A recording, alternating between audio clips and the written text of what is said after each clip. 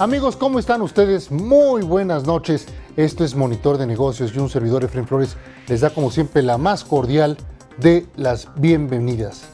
El Banco de México publicará las minutas de su reunión de política monetaria, en donde la Junta de Gobierno decidió ya ver reducir la tasa de fondeo y de manera súbita, en 25 puntos base a 3.75%, su nivel mínimo histórico, esto la semana pasada.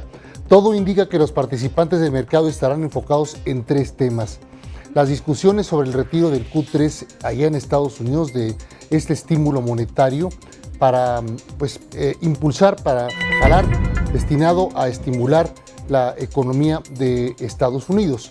Ese es un punto muy importante que lo podemos ver ahí en el cuadro que están viendo ustedes en sus pantallas. Por otra parte también, aparte de que la Fed haga esto y los efectos sobre la economía mexicana de esta reducción en el estímulo monetario, el tipo de cambio y el rendimiento de los bonos mexicanos. Además, también estudiarán la evaluación actualizada de los miembros de la Junta de Gobierno de las previsiones de crecimiento interno para este año y el voto a favor de la decisión, el cual indican no fue unánime. Esto en cuanto a lo que podemos hablar, ¿no? Por otra parte, la decisión de recortar tasas el pasado 8 de marzo fueron bastante explícitas en cuanto a la naturaleza de una sola vez del recorte. No obstante, no se percibe ninguna señal en el comunicado del pasado 6 de septiembre, lo que sugiere que la autoridad monetaria está más dependiente de los datos esta vez. Si bien el gobierno no incluyó IVA a alimentos y medicinas en su propuesta de reforma fiscal, hay otros temas inflacionarios que habrá que considerar, así como el hecho de que el gobierno quiere incrementar el déficit al 3,5% del PIB en 2014. Ahí tiene usted los datos que puede ver en la gráfica. Me estaba yo inclinando para poder ver la gráfica, que no la podía ver, a ver si el flaquito, nuestro Flor, nos hace favor de mover un poquito la pantalla para poder comentar con ustedes. Pero ya no es tiempo de esta gráfica. Ahora tenemos la oportunidad de presentarles a ustedes la entrevista con Delia Paredes. Ella es directora ejecutiva de análisis de Grupo Financiero Banorte. He aquí lo que platicamos con ella. Parte de lo que argumenta a favor de reducir el estímulo, y aquí eso sí lo quiero enfatizar, no se quita del todo, empiezan a reducir de forma gradual el monto de las compras. Están comprando 85,000 millones de dólares en treasuries y en bonos respaldados por hipotecas. Claro, es parcial. Es parcial, parece que podrían estar empezando a bajar de 10 en 10, de tal forma que terminen en junio de 2014. Pero todo el tema que hay detrás es una mejoría que ha habido de las condiciones en el mercado laboral, junto a señales que ya vemos de actividad económica de una recuperación en la economía de Estados Unidos. Ahora, señales de recuperación en la economía de Estados Unidos, exportaciones buenas de automóviles en nuestro país y actividad también de exportación muy interesante de nuestro país hacia mercados, fundamentalmente hacia Estados Unidos. Sin embargo, por la misma tesitura con la que se manejó el gasto público durante el primer semestre, todavía no se siente en nuestro país ni se nota en los números una recuperación en la actividad económica. Entonces, hay economistas que ya están hablando de que va a ser un año recesivo, lo cual siento que es un poco exagerado, ¿no? Así es, o sea, tenemos todavía crecimientos positivos. Efectivamente, el primer semestre fue a lo mejor más débil de lo que esperábamos. Parte de las revisiones que hemos visto también a la baja en los estimados de crecimiento responden a que se cambió de base, el año base, sí. Y eso trajo también comparativos diferentes. Pero la verdad, como hemos reiterado aquí, nosotros seguimos positivos segunda mitad del año. Pensamos que vamos a empezar a reactivarse la economía, sobre todo el tema de demanda externa, también un gasto público mucho más eficiente, mucho más dinámico. Ahí es donde podemos empezar a repuntar los niveles de actividad económica. Claro que esto se sentirá a partir del último trimestre, es realmente donde se va a sentir este gasto público más dinámico, ¿no? Muy probable en un par de meses ya lo vamos a estar viendo en las cifras económicas, ¿no? Ahora, ¿cómo andamos en datos duros como, por ejemplo, creación de empleos, capacidad de poder adquisitivo del salario mexicano, ¿Cómo andamos en esos datos? Pues ahí lo que pasa es que los datos que tenemos hasta ahora todavía son de primer semestre del año, ¿no? Entonces obviamente sí te siguen evidenciando la desaceleración que hubo en esta primera mitad. Sin embargo, ya el dato de confianza de consumidor que conocimos esta semana, pues lo que nos dice es que el tema inflacionario empieza a mejorar la confianza de los consumidores. Si ves la inflación, si recuerdas, la inflación llegó a su máximo en abril-mayo y a partir de ahí se ha venido bajando, ¿no? La tenemos en 3.43 en julio y esto ha ayudado mucho a que el sentimiento del consumidor ya no sea tan negativo. Y por otra parte, ¿cómo sientes tú en una primera etapa desde el año pasado, cuando ya era presidente electo Enrique Peña Nieto, el aviso mismo de las reformas que se iban a dar en nuestro país estimularon mucho la actividad económica, beneficiaron de que hubiera inversionista extranjero, inversionista nacional que vieran con muy buenos ojos las reformas.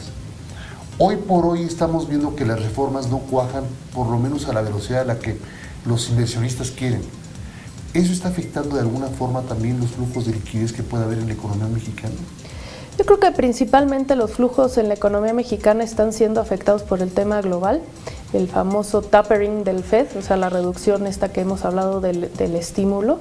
En temas de reforma, la verdad es que seguimos viendo a la gente bastante positiva, que si bien, bueno, pues no van a pasar a la velocidad, como dices tú, que se deseara, pues la verdad es que son reformas de fondo bien profundas, ¿no? Que uno esperaría pues un debate igual en el Congreso, sí, claro, ¿no? Y por lo tanto, pues no pasar reformas al vapor. Entonces yo creo que eso, el optimismo en términos de las reformas sigue estando presente en los mercados.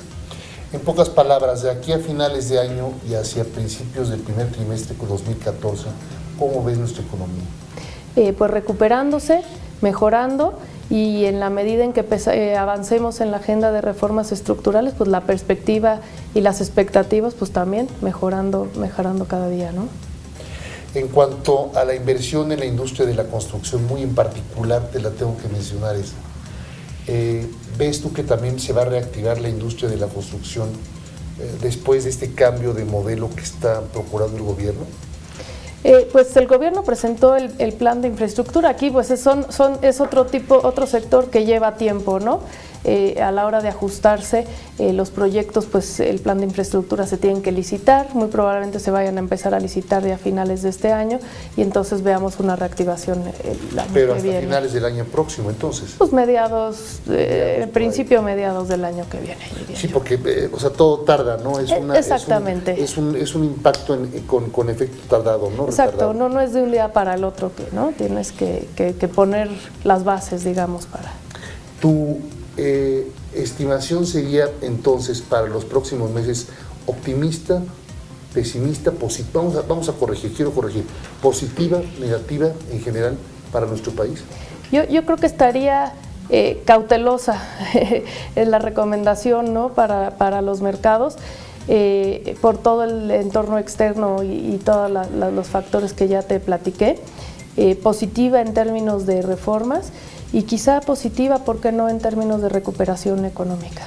Un inversionista nivel medio, ¿no?, que tiene, no sé, puede ser 10,000 pesos, puede ser 50,000 pesos, usted sabrá cuánto dinero tiene para invertir. ¿En qué deben invertir en estos momentos? ¿En fondos de inversión? ¿En fondos para el retiro? ¿En instrumentos de renta fija? ¿Por dónde irían ustedes? Yo, como te digo, bastante cautela en activos seguros para resguardarse de la volatilidad, ¿no? Y obviamente, pues dependiendo de la aversión al riesgo que tenga cada persona. Claro, porque ahí es, ¿no?, cada persona, ahí si le empieza usted a doler el estómago simplemente con CETES, pues no invierta más que en certificados de depósito, ¿verdad? Exacto, exactamente. Y ya con un CETES, si usted se empieza a marear, pues no tiene una aversión al riesgo altísimo usted. Pero sí tener mucha cautela con cualquier exceso de optimismo. Exacto. Que pudiera llevarlo a usted a tomar decisiones que luego le puedan costar, más que nada retraso, ¿no?, en la recuperación de su cartera de inversión. Así es. No tanto pérdida, sino recuperación, yo diría, en la cartera de inversión. Delia Paredes, directora ejecutiva del Grupo Financiero Banorte, Gracias como siempre por estar con nosotros aquí en Monitor de Negocios. Gracias, como siempre un placer. Pues sí, mucha recuperación, ¿verdad? De acuerdo con Delia, pero también está diciendo mucha cautela a los inversionistas, ¿no? Esto como que es una recuperación no convencida de que vamos a salir bien este año con un nivel positivo de crecimiento.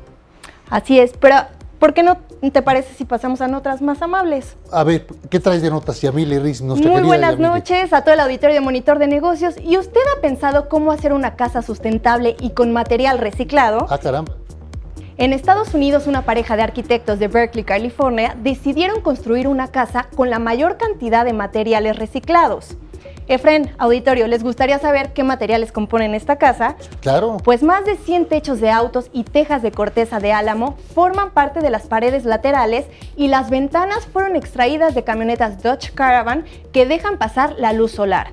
Algunos de los muebles del interior de la vivienda fueron construidos con troncos rescatados. También les comento que el objetivo del proyecto es crear una vivienda energéticamente eficiente. Por ejemplo, para esta casa se utilizaron techos de más de 100 vehículos que se encontraban en el cementerio de vehículos chatarra, los cuales fueron cortados en tiras rectangulares para revestir las paredes laterales del segundo piso del hogar. ¿Cómo ves, Efren? Interesantísimo, fíjate, inclusive se me está ocurriendo que también para ese tipo de temas vamos a entrevistar del Politécnico Nacional a unas chicas que dieron unas paredes brutales para poder construir vivienda con PETs de esos de refrescos. Con eso construyes paredes que te sirven, aíslan, son muy buenos aislantes térmicos y además en caso de zonas sísmicas se te cae encima de la pared y evidentemente no pasa absolutamente nada, no lastimas, no hieres y separan las habitaciones de las viviendas económicas, ¿no? Claro, y justamente lo que estábamos platicando fuera del aire, que bueno, con todo lo que está pasando ante la llegada de Ingrid y Manuel en la República Mexicana, pues se debería de aprovechar hay que aprovecharse todo esto, los troncos estos que estás mencionando. El agua pluvial, por ejemplo, también. Por supuesto, todo esto hay que aprovecharse. Ya tendremos oportunidad de platicar específicamente ahora con ese tipo de desgracias, cómo aprovechar los materiales. Exacto. Gracias, Yamile. De Amigos, nada, buenas noches. Gracias a ustedes por haber estado en Monitor de Negocios. Hasta el día de mañana. Buenas noches.